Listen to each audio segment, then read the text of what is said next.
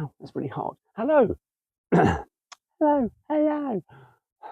Hello, welcome to Driven It Drive Time. I'm out and about today in Suzuki's sweet little Swift four-wheel drive because we're celebrating big style, sort of, after this.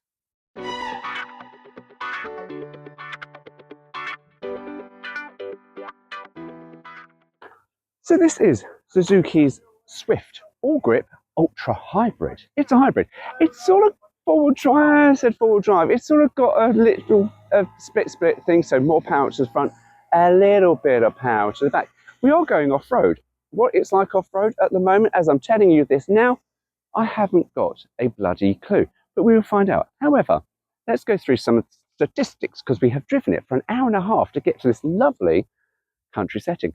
And I tell you, I'm rather impressed, but there are a few faults, and I'll go into those in a second. However, for £22,049, you can buy one of these. It comes with a manual gear stick. I tell you, I got in it, I went, 3 pedals, what's this?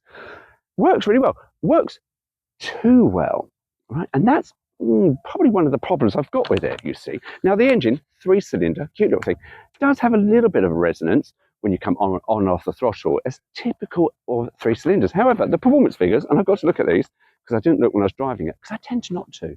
I tend to just jump into it, drive it, and go, I'm quite impressed. And then I look for the figures. So here we go.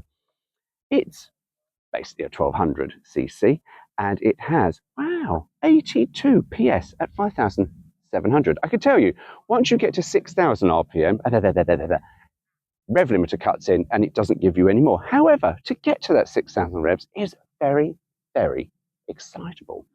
And it has 112 Newton meters of torque. Oh, at 4,500. So yeah, there is a sweet little gauge actually on the dashboard when you go through the settings, and it shows you torque and the other one, torque and PS, brake horsepower, blah, blah, blah. And they sort of move around like a disco.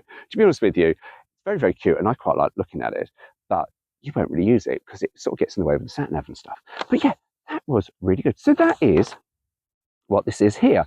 And it's got some options, but, you know, basically the option is metallic paint. So yeah, however, let me take you inside because that's where I've got a few of the problems. The problems I have with the Swift all come from being here in the driver's seat. You see, spec sheet, lovely, engine, lovely. But it does come with a problem, you see. We hit the motorway from the hotel, and I was driving along thinking, God, this thing's really peppy. See, I don't look at the performance figures before I jump into most of these cars. I was like, this is really, really peppy. Driving along on the dashboard, tiny. I tell you, it's too tiny. It should be bigger, if I'm honest with you. Tiny little triangle said, change up. And I went, what? Oh, I was in third gear. I went, fucking hell. But there we were at 60 miles an hour. And this thing was wham with a 3-cylinder. Absolutely phenomenal. So, yeah, it's sort of, you forget to change gear, if I'm honest with you, because it is so forgiving. Whereas a lot of the 4-cylinder cars, small little cars, yeah, they're not very forgiving. They're not very revvy. This is phenomenal. And it's also very, very good in the twisty bits. And it really is. It's far better, to be honest with you, than it actually should be. But it's really, really good. Now, there is another problem I have, and it's electric windows. It has them all round. Fantastic. And you go, where's the problem with that, Stuart? Well, I'll tell you where the problem is. You're driving along, and I like to have a window down at times. Admittedly, it's Carol from the BBC has warned us. It's a very hot day. Keep drinking fluids. We've got fluids. But I drove down, and I just thought, I'll put the window down. Anything over 40 miles an hour with one window down, I tell you now, is absolutely horrific. It's oh, bloody hell. Put all the windows down, much better. See, I like to drive with the window open. And, oh, that was just absolutely horrific. So if they are available, which I'm quite sure they will be, the sort of aerofoil flappy things on the doors, buy them. And I tell you now, you will not regret. I mean, it doesn't matter how much Suzuki charge you. If they were to charge you £500 for them, they won't. But if they were to charge £500, you get them. Because otherwise you cannot open these windows when you're driving along at anything over 40 miles an hour. It was absolutely horrific. Thankfully, though, the car doesn't actually bore you like Volkswagen. Last time I had a Volkswagen, and just going off topic, every 5 minutes, bing, you have a window open. The window open seriously affects your fuel economy. You should close your window. Oh, shut up. honestly, that bit on the Volkswagen just drove me insane. Anyway, Suzuki doesn't do that. But yeah, the windows, you have to have them all open. So there was that. That's a niggly fault. Cabin is quite nice. It's typical small Japanese car, lots of black, but we have these colour accents. I know I'm using all the proper posh words. And it does break up the anatomy of blackness in here. And the controls are really nice.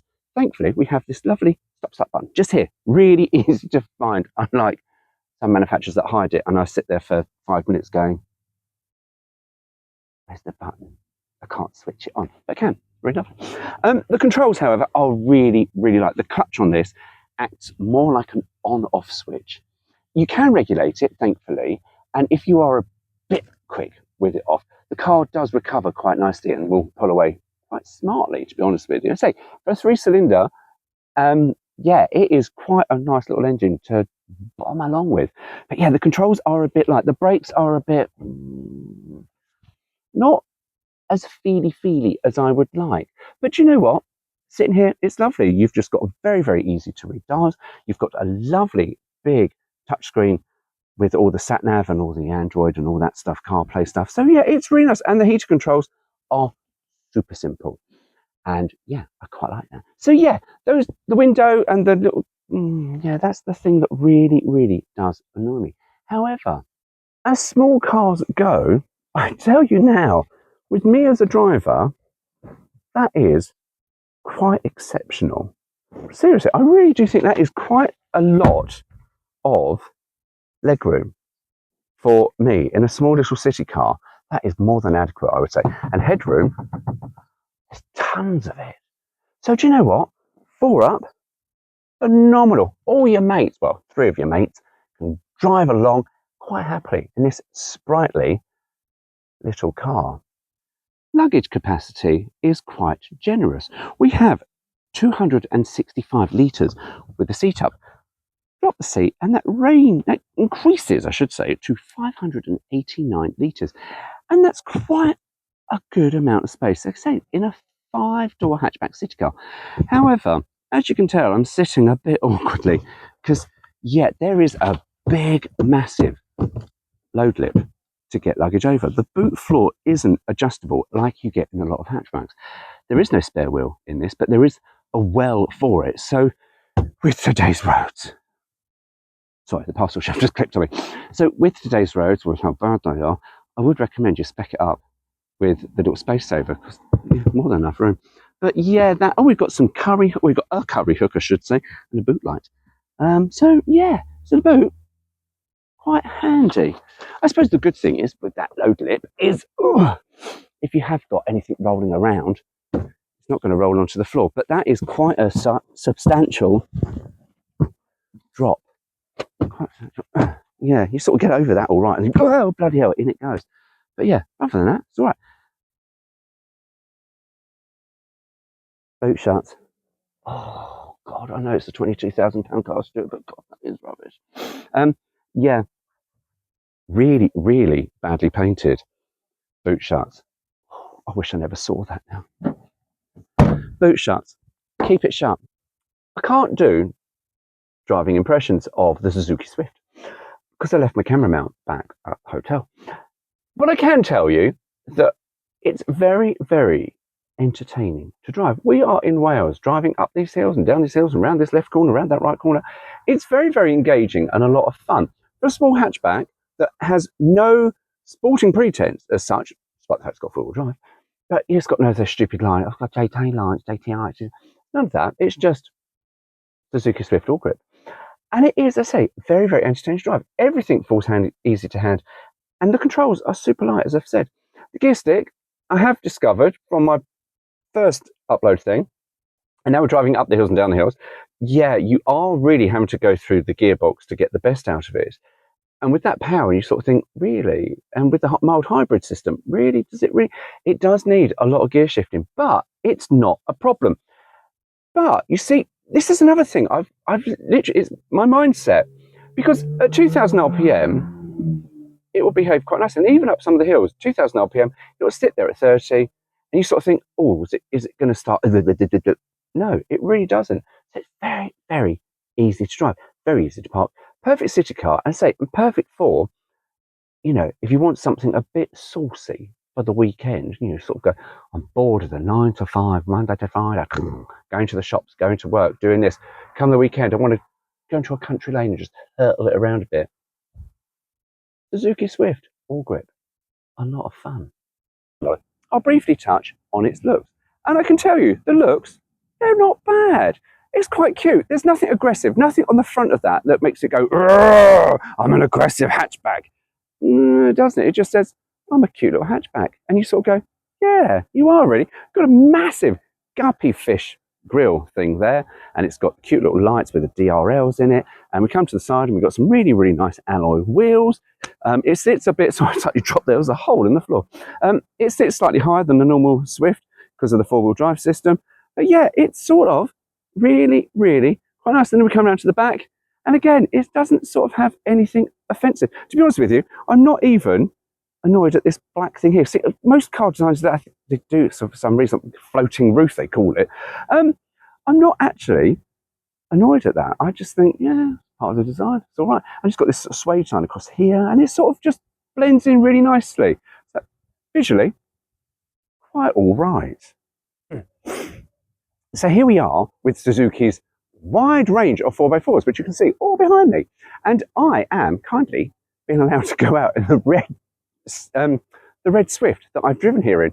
See how dirty I can get it. I have seen the blue one come back and it looks a bit muddy. So I'm going to see how muddy I can get that. Although I have just seen the things and I went, oh, better put the windows up. Thankfully, you've got good air conditioning. I have no idea what the track is like. I say I can't mount this to the screen because I haven't got my clamp with me because I'm an idiot. But anyway, comment if you think I'm an idiot. I know, right?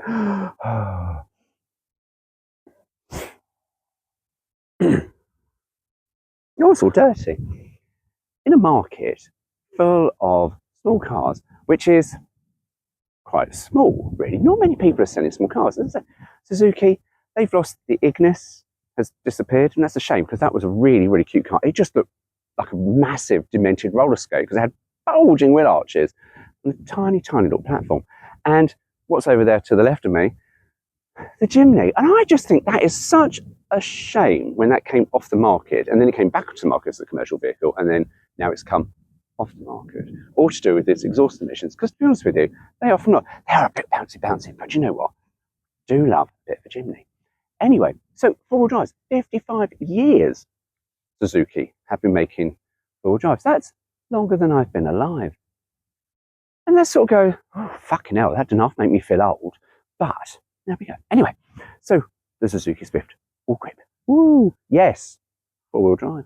So we'll see what this thing is like off-road when I take it off-road, because that's what I'm going to do next. Ugh, that's really muddy. So I'm happy to do this bit again because we went on one course and I thought, yeah, that's all right. And then we've just been out again and I'm like, oh, that is, yes, all right. Yeah. So I'm doing it again because we went off-road and I was like, oh, that's all right. And now we're like, oh, bloody hell. It's quite a tough, rugged little car. It didn't have to take a lot of abuse, I'll be honest with you. For what is in effect a hatchback on road-going tyres, yeah, this course is not overly forgiving. There was one bit where we were up this hill and we also had to go down the hill. Lots and lots of flints. These are normal road tyres. Not a problem whatsoever. And it's quite rugged. And there were some horrible ruts and bumps and all that stuff went over it. And some big, big old dirty wet puddles because, yeah, my shiny red hatchback that I picked up this morning is not a big shiny red hatchback anymore. It is a little bit dirty. So, yeah, I'm really impressed with its off-road ability. Admittedly, you're not going to go safaring with it like you would a Vitara or a Jimny or anything like that. But do you know what? For what you need out here, perfect. So what do I make of the Suzuki Swift all-road? I tell you now, it's tough as old boots. In some respects, I would say it's sort of like a secret running weapon. With that four-wheel drive system, it really does sort of go places where you wouldn't normally take a five-door hatchback. But you know, and it's quite likeable in many, many areas. A couple of areas go, oh, but you know what? There are quite a few. Anyway, on you go. Take care. See you soon.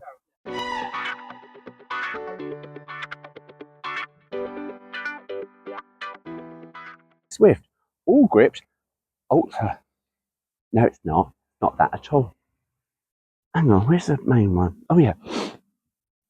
A few of the problems I have with the Suzuki Swift is, well, there are two, the three. I thought there were three. There may be two.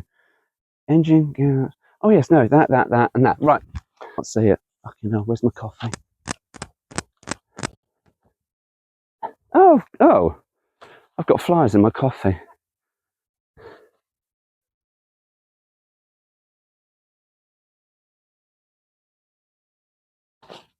Bad thing. I mean, no one's going to look at this and go, oh, bloody hell. No, they're going to go, oh, that's nice.